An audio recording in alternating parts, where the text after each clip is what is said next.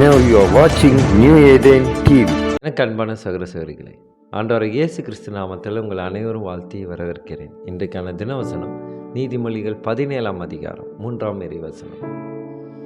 வெள்ளியையும் குகையும் பொன்னையும் புடமும் சோதிக்கும், இருதயங்களை சோதிக்கிறவரோ கர்த்தர். கர்த்தருக்கு மகிமை உண்டாதாக. இன்றைக்கு ஆண்டவர் இந்த தினவசனம் மூலியமாக நமக்கு மிகப்பெரிய ஒரு அனுபவத்தை கற்றுத்தருகிறார்.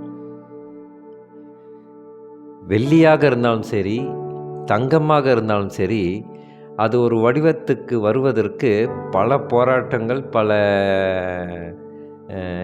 பல ஸ்டேஜ் சொல்லுவாங்க, பல தடைகளை எல்லாம் தாண்டி அது ஒரு அழகான ஒரு பொருளாக நம் கண்ணில் பார்க்கிறோம். எனக்கு பிரியமானவர்களே, ஆண்டவர் இயேசு கிறிஸ்து நம் இருதயங்களை சோதிக்கிறவர். நாம் வெளிவேஷக்காரராக இருக்கிறோமா, உண்மையிலேயே ஆண்டவருக்காக நாம் விசுவாசமோடு வாழ்கிறோமா, விசுவாசத்தோடு ஊழியம் செய்கிறோமா என்று ஆராய்ந்து பார்ப்பவர். மக்கள் முன்பதாக நாம் நடித்து விடலாம், ஆனால் ஆண்டவர் முன்னாடி நடிக்க முடியாது. எனக்கு பிரியமானவர்களே, இதை தான் 1 தீமோத்தேயு 3ஆம் அதிகாரத்தில் சொல்லப்பட்டு இருக்கிறது.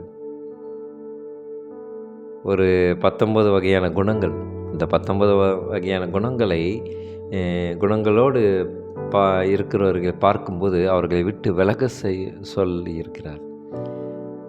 அவர்களை விட்டு விலக வேண்டும் என்று சொல்லியிருக்கிறார். எதனாலே? பக்திமானை போல காட்டிக்கொள்வார்கள், ஆனால் ஆண்டவருக்கு தெரியும் யார் உண்மையான விசுவாசத்தில் இருக்கிறார்கள், யார் பொய்யான விசுவாசத்தில் இருக்கிறார்கள் என்று. எனக்கு பிரியமானவர்களே, எப்பேற்பட்ட வேதனையையும் நம் ஆண்டவருக்கு கொடுத்து விடக்கூடாது என்று நாம் சிந்திக்க வேண்டும். மனிதர்களை நாம் காயப்படுத்தி விடுவோம். ஒரு நாள் மனிதரை நாம் சந்தோஷப்படுத்தினால் அதுக்கு மறுநாள் அதே மனிதரை காயப்படுத்தி விடுவோம். ஆனால் ஆண்டவரை என்றைக்குமே நாம் காயப்படுத்தக்கூடாது. எனக்கு பிரியமானவர்களே, அவரை நாம் முழுமையாக நேசிக்கிறோம் என்றால் நம் வாழ்க்கையில் எதெல்லாம் தேவையில்லை என்று நினைக்கிறோமோ அது ஆண்டவர் கொடுக்குற சிந்தனை. அதன்படியே நாம் செல்வோமேயானால் ஆண்டவர் மிகவும் மகிமைப்படுவார். எனக்கு பிரியமானவர்களே, அனைவரும் ஆண்டவர் இது மாதிரி சோதித்து அறியும் பொழுது அவருடைய பக்கம் நாம் இருப்பதற்கு ஜெபிப்போமா? ஸ்தோத்திரம் கர்த்தாவே, துதிக்கிறோம் எங்கள் அன்பு நேசரே. அப்பா, நீங்களே எங்கள் இருதயங்களை சோதித்து அறிகிறீர் ஆண்டவர். அப்பா, உமது சித்தத்திற்காக அப்பா உங்களோடு நாங்கள் இருந்து உமது சத்தியத்தின்படி தாகமாக இருக்கிறோம் ஆண்டவரே. உங்கள் மீது நாங்கள் உண்மையுள்ள அன்பை வைக்க தேவ கிருபை செய்யும் ஆண்டவரே. நீர் சொல்லும் ஆலோசனைகளுக்கு காது கொடுத்து கேட்க கிருபை செய்யும் ஆண்டவரே. அது கேட்பது மட்டுமல்லாமல் அதை எங்கள் வாழ்க்கையிலே செயல்படுத்த நீர் எங்களுக்கு வல்லமை தாரும் ஆண்டவரே. எங்கள் இருதயங்களை ஆராய்ந்து பார்த்து எங்களுக்கு என்ன தேவையோ அதை நீ தருவீர் ஆண்டவரே.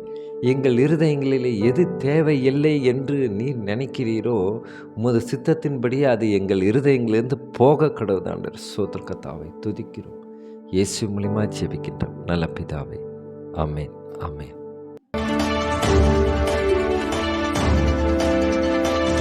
Now you are watching New Eden TV.